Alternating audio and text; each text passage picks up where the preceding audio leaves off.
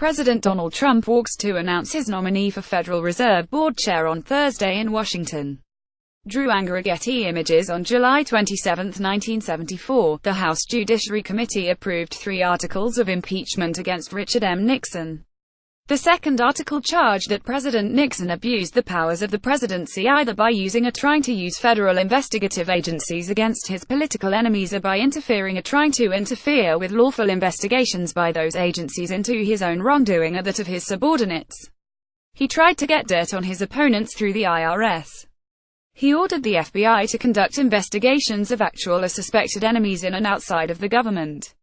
He sought to suppress investigations into the growing Watergate scandal. As the 5th specification in the Articles of Impeachment put it, in disregard of the rule of law, he knowingly misused the executive power by interfering with agencies of the executive branch, including the Federal Bureau of Investigation, the Criminal Division, and the Office of Watergate Special Prosecution Force, of the Department of Justice, and the Central Intelligence Agency, in violation of his duty to take care that the laws be faithfully executed. In short, the House Judiciary Committee voted to impeach Nixon because he sought to turn the immense power of the Justice Department and federal criminal investigative agencies against his political adversaries. Although these articles of impeachment were never approved by the full House of Representatives because Nixon resigned before a vote could be taken, it received more votes in committee than any other proposed article. No respectable scholar of the Constitution doubts that directing the criminal justice and intelligence systems of the United States against political opponents, for purposes unrelated to the impartial enforcement of the law or preservation of legitimate national security interests, is among the impeachable high crimes and misdemeanors of Article 2, Section 4. Friday morning, President Donald Trump sent out a series of tweets in which he explicitly urged the Justice Department and the FBI to investigate Hillary Clinton and the Democratic Party for a grab bag of supposed offenses, emails deleted from then-Secretary of State Clinton's private server, the Russia uranium kerfuffle, activities by Tony Podesta, lobbyist and brother of Secretary Clinton's campaign manager, and the allegation that officials at the Democratic National Committee worked with Clinton's campaign to give it a boost over Sen. Bernie Sanders. The Trump tweet string included these gems: "Everybody is asking why the Justice Department and FBI isn't looking into all of the dishonesty going on with crooked Hillary, the Dems, Donald J. Trump at Real Donald Trump, November 3, 2017. People are angry. At some point, the Justice Department and the FBI must do what is right and proper. The American public deserves it." Donald J. Trump at Real Donald Trump, November 3, 2017. Trump followed up these tweets with statements to the press in which he said he is disappointed with the Justice Department and would not rule out firing Attorney General Jeff Sessions if Sessions won't investigate Democrats. In my view, Trump's tweets tiptoed right up to the line of an impeachable offense. His subsequent statements to the press stepped firmly over it, using the Nixon precedent as a template in order to show that Trump's behavior is impeachable. Several requirements must be met. First, he must be seeking to employ the criminal investigative powers of the federal government against his political opponents.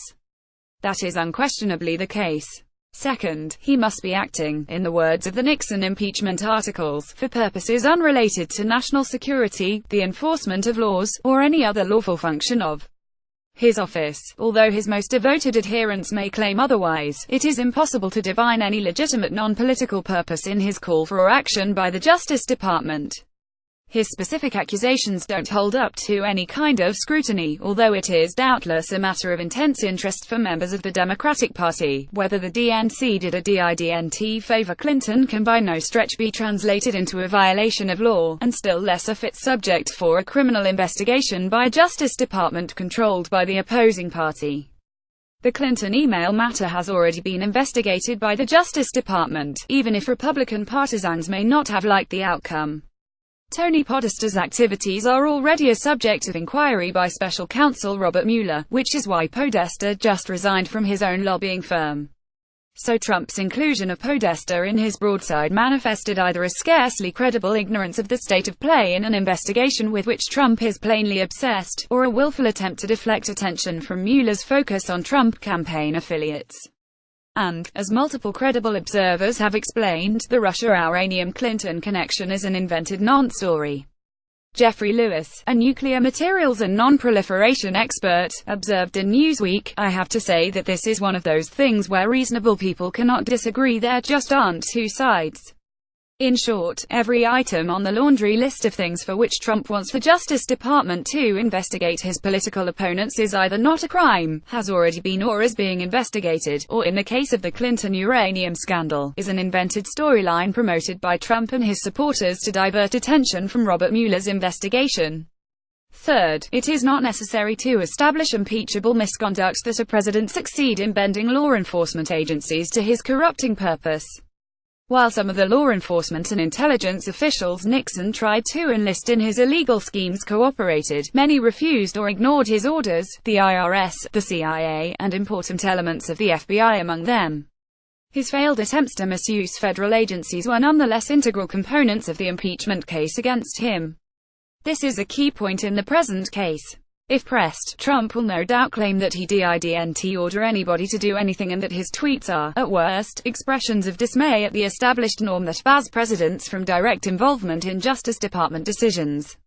This is, of course, transparent eyewash. When a president of the United States publicly proclaims that he wants an executive branch agency to do something and will be deeply displeased if it doesn't, that's tantamount to an order. Even if it were not, Trump took the next and fateful step Friday morning when he expressed disappointment in the Justice Department for its inaction and held open the option of firing the Attorney General if his wishes were not honored.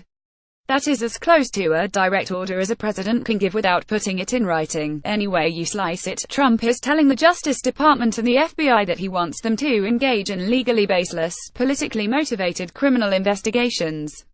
Finally, it is not, cannot be, an excuse if Trump were to say, well, even though the uranium story and all the rest proved to be baseless, I didn't know that. As I so often do, I was just responding to what people are saying. As the Nixon articles of impeachment observe, a president has the solemn constitutional obligation to take care that the laws shall be faithfully executed. If this duty means anything in the criminal justice setting, it means that presidents shoulder an obligation even more binding than that assumed by their subordinates not to unleash on any citizen the intrusive, life-altering power of federal investigative agencies absent credible evidence that a real crime may have been committed.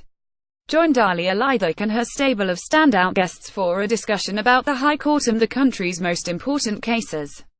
Let me be absolutely clear here, no matter how far Trump has warped our collective sense of what is normal or even minimally acceptable in an American president, it is not acceptable for a president either to employ, or threaten to employ, the agents and ministers of the criminal law of the United States against his enemies for political gain. A president who does so engages in precisely the class of misconduct perilous to the maintenance of Republican government for which the founders designed the remedy of impeachment. When and if the political season is ever ripe for enumerating Trump's high crimes and misdemeanors in articles of impeachment, his attempts to corrupt the American justice system should be among those articles. This article first appeared on the blog Impeachable Offenses.